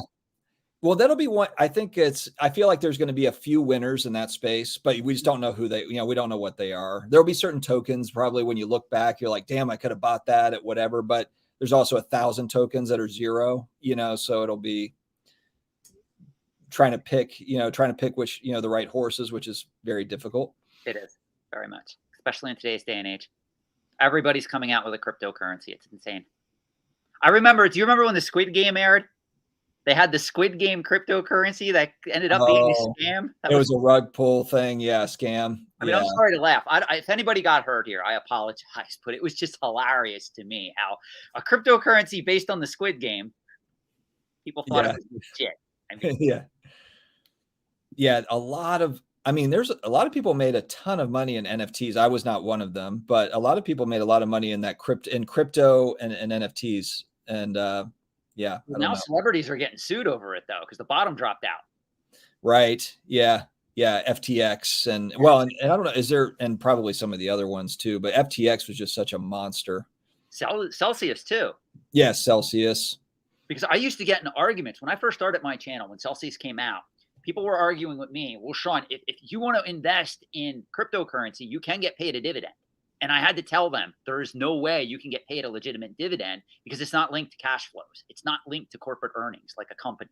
I always wondered about that, the staking and stuff. And I'm a novice, but it was like, how are you getting 12% on this, or whatever? It doesn't make sense. And I'm getting arguments that this is going to blow up. It's going to go to zero. And they didn't believe me. And now I have people coming to me, dude, you predicted Celsius exact. I wish you would have did a video on it, because I never did a video on it. I just said I don't do cryptocurrency. Tom's got the $1 million question or the $1 trillion question. Well, obviously nobody knows, but the bottom of the collectible market. So what's interesting too, if you look at a lot of these graphs, whether you're talking about Pokemon or sports cards or whatever, and the rare stuff, you kind of had like the Mount Everest climb and then the fall.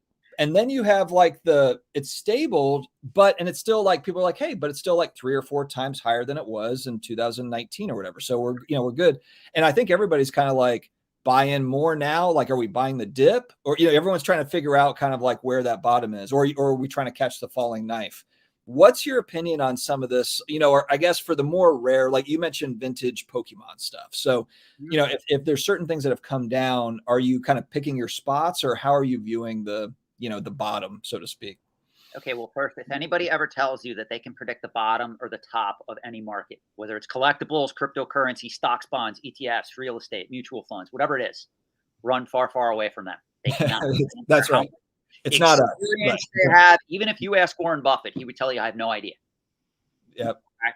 So I do want to put that caveat there. If anybody can predict this and they're confident, run from that individual. They are not an honest person, or they're completely delusional. They're lost in their head. So I do want to state that. Number two, all these markets, why they have similarities, different markets have different fundamentals at the micro level.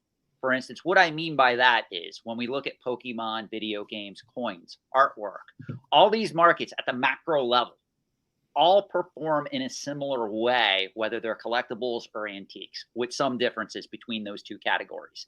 And for the record, definition of a collectible is just something that sells for more than its original retail price in the secondary market. Simple definition of an antique is an item that's 100 years of age or older. So that's a way to keep those straight in your head. However, when we look at the micro level, video games are operating in a different manner than comic books right now, than that of collectible card games, than that of sports cards, than that of coins. So where I'm getting at is, to even answer this question, you have to dig down to what market you want me to comment on. If we're looking at comic books, there are certain comic books I honestly think that could still potentially fall a little bit. Now, other books, though, are gaining steam.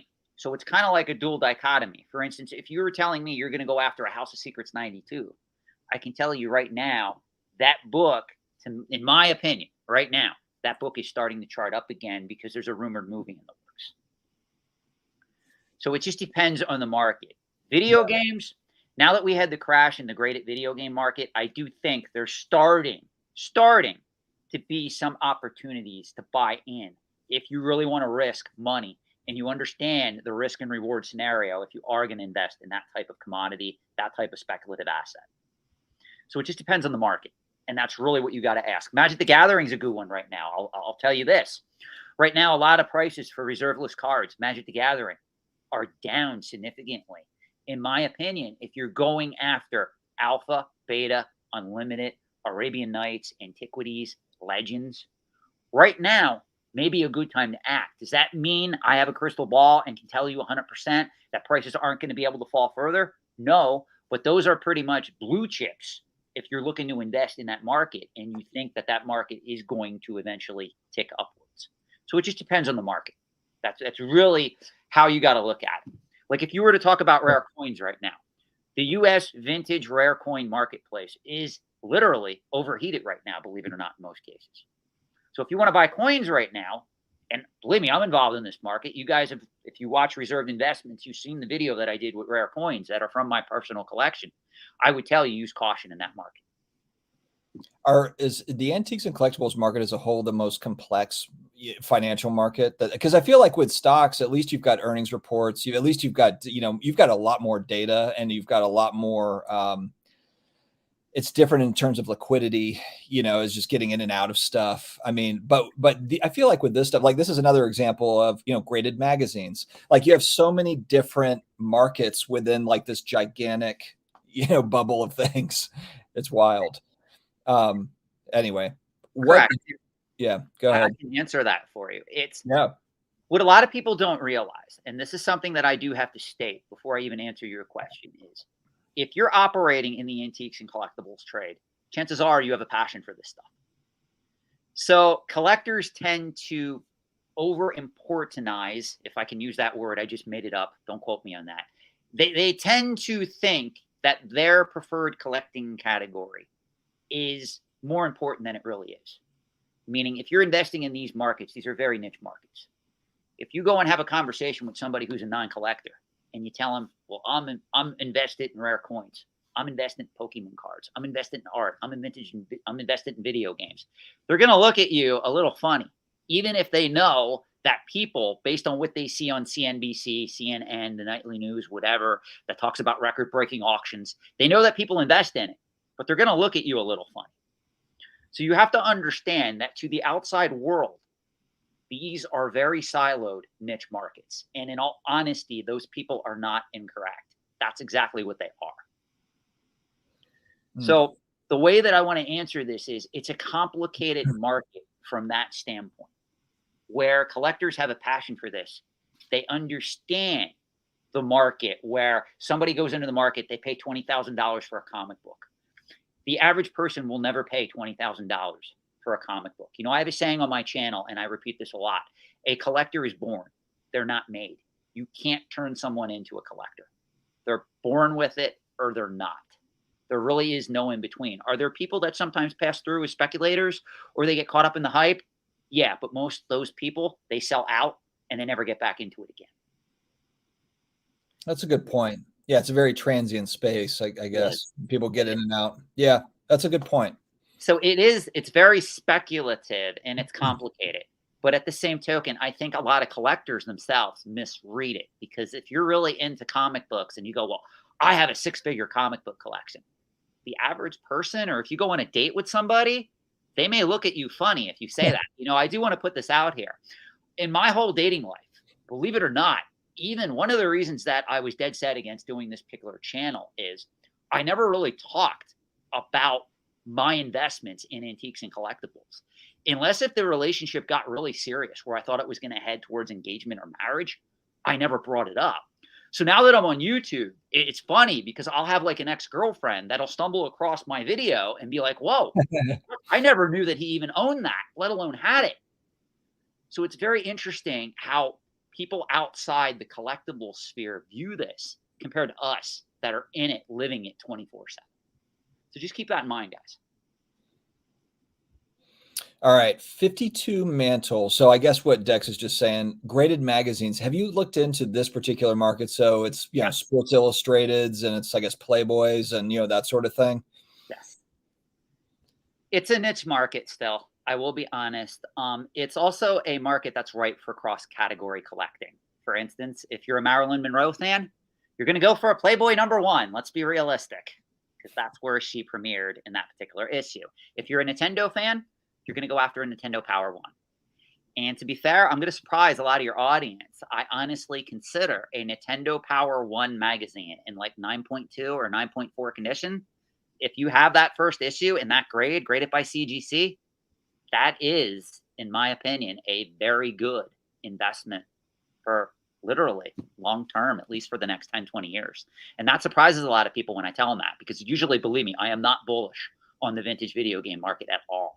Yeah, that is an exception to the rule.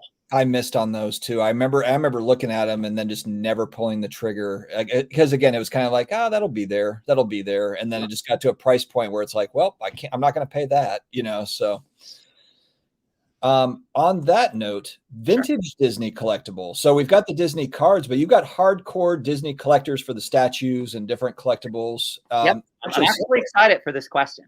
Okay, yeah, there is a market in the antiques and collectibles trade called Disneyana. Now, let me tell you what Disneyana is and what it is not. There's a lot of people that miscalculate what Disneyana is because they like to factor in, well, wait a minute, Shawn, Disney owns Star Wars, they own Marvel, they own all these other properties. That's Disneyana. No, that is not Disneyana. Disney collectors are a rare breed where they want vintage Disney stuff that is related to the properties that Disney originally started out with. So think a lot of their early animated films like Steamboat Willie, Mickey Mouse, Minnie Mouse. Even we can argue this extends to some of the animated films that came out back in the day, like Bambi or Snow White and the Seven Dwarfs. They want items related to that or the theme park. And there is a massive market for this stuff. Every so often, like heritage auctions or some of these high-profile auction companies, they'll do something awesome where they'll actually get like a actual, how do I want to say this?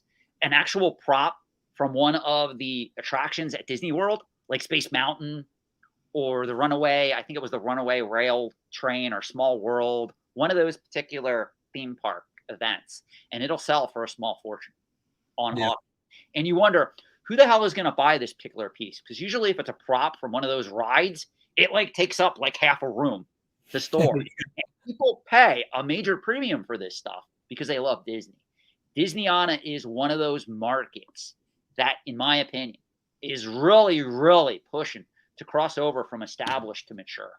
And that's really a first for pop culture collecting, in all honesty, guys, if that happens. So regardless of what your thoughts on Disney are, Disney is, there is a mass base of vintage collectors that pay up for those particular products. So I do love vintage Disney collectibles for that reason. Now, some are better than others. You need to understand that, just like all markets, just like if we talk about Pokemon or comic books or rare coins, some pieces are better investments than others. So it's really about more what you buy. But if you are going after like lobby cards related to the first time Snow White and the Seven Dwarfs premiered, or Bambi, that's an example of something that has that allure that people will pay a premium for. I'm even starting to see interest in, like, when Disneyland first opened. Not Disney World. Disney World came later. Disneyland, when it first opened and they sold souvenirs, some of those early souvenirs, believe it or not, that people kept in near mint condition, some of them are selling for a premium on the secondary market right now. So it's a very fascinating market for me. And it's something that I am excited for, because if that crosses over and that becomes more of a mature collecting market, we can then start to predict, well, can comic books go that route? Can Star Wars go that route? So there's a lot of excitement there for more than just the obvious. Kind of along those lines, not Disney, but just old Hollywood and like movie props and those sorts of things. Do you have any clients that have looked into, because I'm a big horror film guy, like 80s, the scary movie stuff. I love all that stuff. So the idea of having like a mask or something from the set would be like insane, or like a glove from the set, like that sort of thing. I'm sure. Well, I guess I don't know. I mean, have you looked into those markets? Do people buy that stuff? Oh, yes. But right now, there's crazy speculation in those markets. The only thing that I caution with people, and this is something that you got to understand, a lot of those movies, like you brought up a glove, I'm assuming you were referring to Nightmare on Elm Street? Yes. Okay. If it's worn by the actor, Robert Englund, it's going to have a lot of value, especially if it was used on camera. But just keep in mind, when it comes to movie props, a lot of times for a lot of those movies, there's more than one out there. Oh, yeah. Not just a one and only piece. And that's where sometimes it depends what auction house is selling it. Sometimes I have questions about provenance and authenticity, because it's very easy for them, when they made that movie, they made more than one of those gloves. Right. And it's easy for them to take one of the ones that maybe just sat in the back room. Oh, it was on screen. Yeah. So yeah, exactly. Be careful. You got to know what you're doing. Again, guys, there's no third-party grading per se when we get into movie props, items of that nature. Swaggle House, how you doing? Great channel, Swaggle House Comics and Games. Good to see you, buddy. If you're still here, I'm behind per usual. It's my fault. You can blame it on me. I go off on rants. I answer very in depth. No, my issue is I'm listening. So I'm like, I almost need like a person in the back. I need like a person in the back, because I'm listening to you, and then like the chat's going, and then I'm just not good at keeping up with it. We got a Beanie Baby comeback, according to Low Roller Scratcher. You know how it will come back is there will be numbered ones. That's how it'll be, like serial numbered, autographed. I actually think what may happen in this market, and I do, because he mentioned this on my channel as well, and I feel bad because I lost control of the comment section on my channel literally months ago. Everybody's leaving me comments, and then it's like I go into the comment section, reply once, and I can't keep following up because I have so many new comments to respond to. I do try to respond a lot in my comment section, but he brought this up, so I do want to respond to it. I honestly think what may happen in that market, if third-party grading is introduced into that market somehow, I think a lot of people will start to grade those particular pieces, and it could create some type of speculative mania for a lot of those vintage items. I don't think the newer Beanie Babies have been made for quite some time. Ty, the makers of Beanie Babies, never went bankrupt. People don't realize this. They've always continued to make Beanie Babies. They just fell out of flavor with speculators, collectors, and investors in the mid-90s when that bubble crashed. Or I shouldn't say the mid-90s, the late 1990s, early 2000s. So I don't think the stuff that is being produced today is going to really be collected. I don't think there's going to be too much of an audience for that. I think if anything, people would try to go after the vintage stuff, claiming that there's authentic nostalgia and demand there. Right. And they would attempt to manipulate that market. And that's what scares me. Because honestly, even if Beanie Babies come back, I'm not buying them unless I get them very cheap and I'm able to make a profit. I mean, and I don't know if AFA will grade action figures, will grade Star Wars and stuff. You know, I don't do they grade like what is it? Freddie Rupskin, or what was that thing back? Teddy Rupskins and Cabbage Patch dolls. You know, did they grade Cabbage Patch? Because that was also a huge mania. You know, I mean, I guess though you could make the case of like there could be a niche market for like graded Cabbage Patch for people like inbox sealed. You know, I mean, somebody would want those. I'm sure they would be collectible for a niche group. All right, so Collector's Dream asks, other than coins, what's kind of your go-to for? I guess he's kind of hinting at like long term if we're talking about investing. Sure. For long term, I look at coins, currency, vintage US, antique US. I pretty much start there because I live in the US. I do ancient coins. Graded, of course. I do collectible first edition books. I do historical documents, and I get asked this all the time. Shawn, what's your definition of a historic document? If you guys watch Pawn Stars, one of my favorite episodes of Pawn Stars, because I live in and around the Philadelphia area, they came to Valley Forge, which is like 25 minutes from me. I love walking around Valley Forge Park. And I think it was Rick. Rick bought for $100,000 this particular piece was a letter that was signed by George Washington. In my opinion, that's a blue chip collectible. That's something you could buy if you know how to store it properly. That's something you could put away. And that is something that will always have value, if not go up in value in the market. I love that market. I like the market for artwork, but it's inherently risky, especially when you get to the high-end market.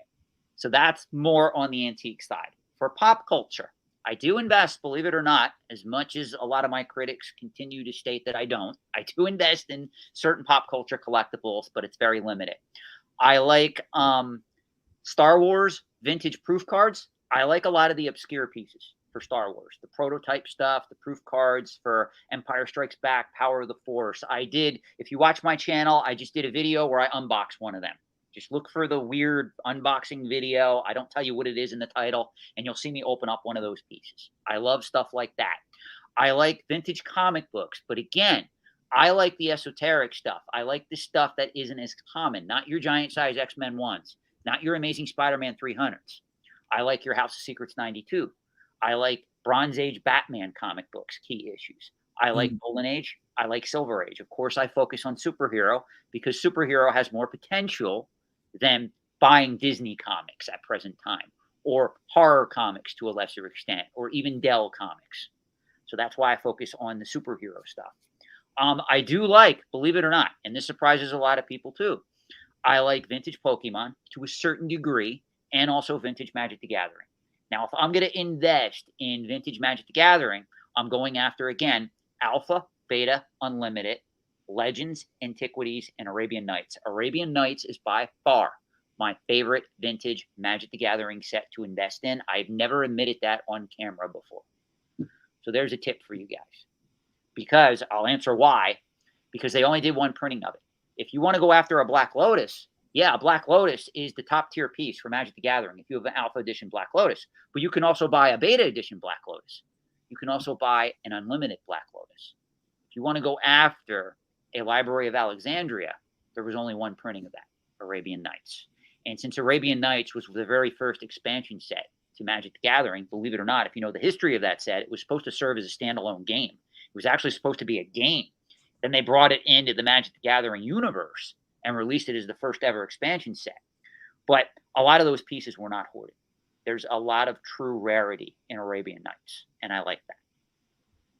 Now, with Magic the Gathering, the reserve list, is there concern that they're going to reprint the reserve list? Is that what I heard about it, or do I have that wrong? They're going to print it. They already pretty much did with Magic 30. Oh, Magic 30. That's okay.